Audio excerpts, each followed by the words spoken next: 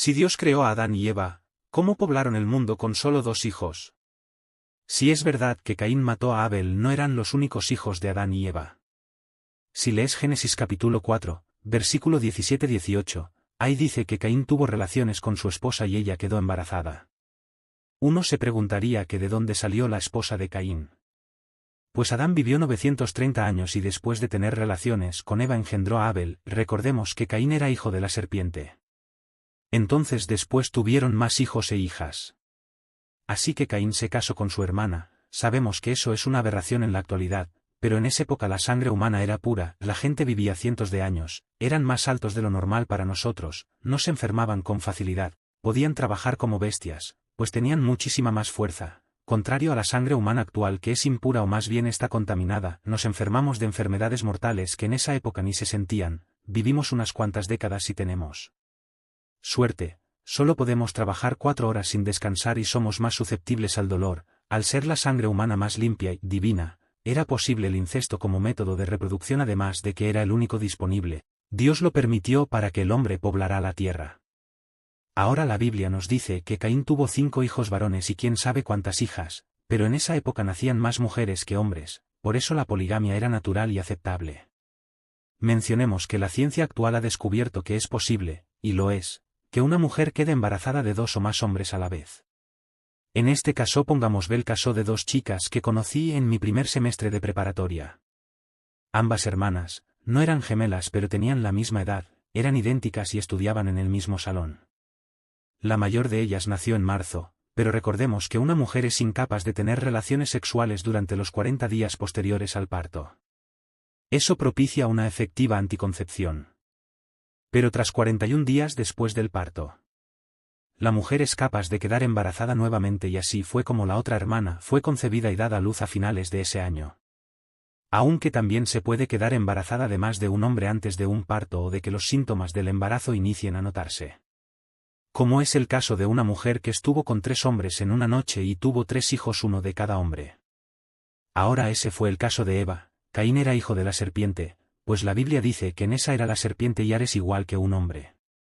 Eva quedó embarazada de la serpiente y después de estar con la serpiente, fue y se acostó con Adán, por lo que quedó embarazada de los 2. Génesis 3, supongamos de después de tener a Set. Ese fue el caso de la madre de mis amigas, fue el mismo que el de Eva. Si ella vivió los mismos años que Adán, 930 años, ella pudo haber tenido 1 o 2 hijos al año, si no es que más, y sus hijas también, puesto que las mujeres de entonces eran más fuertes que las de hoy, pero digamos que tuvo un hijo al año. Durante unos 500 años, entonces toda su vida tuvo 500 hijos, tal vez 1000 o 2000, si consideramos que haya podido tener también gemelos, trillizos, cuatrillizos, etc. Y sus hijas también pudieron tener hasta 200 o 400 hijos por generación.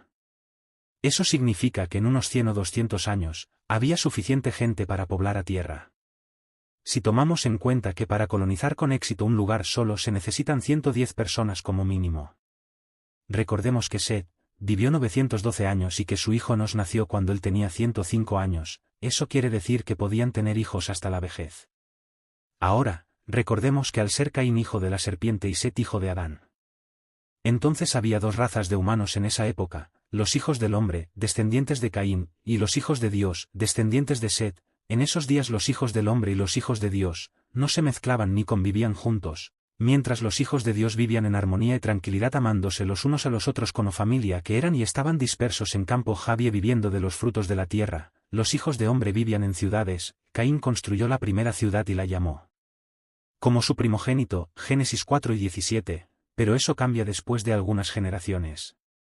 En esa época se llamaba hombre a los descendientes de Caín y se denominaba hijos de Dios a los descendientes de Set, pues Set era hijo de Adán, que según el cristianismo era un pequeño Dios, al haber sido creado de las mavos del mismo Dios y haber convivido con él en el jardín del Edén. Aún muchas personas creen que los hijos de Dios en la Biblia son los ángeles. Esto es una mentira, los ángeles en realidad son los siervos de Dios. Incluso los humanos que amamos a Dios y le servimos fielmente somos superiores a los ángeles, ya que somos hijos de Dios y un hijo es superior a un siervo. Los hijos de Dios en realidad son los descendientes de Set, no los ángeles, ya que Dios le prohibió a estos últimos tomar cuerpos físicos.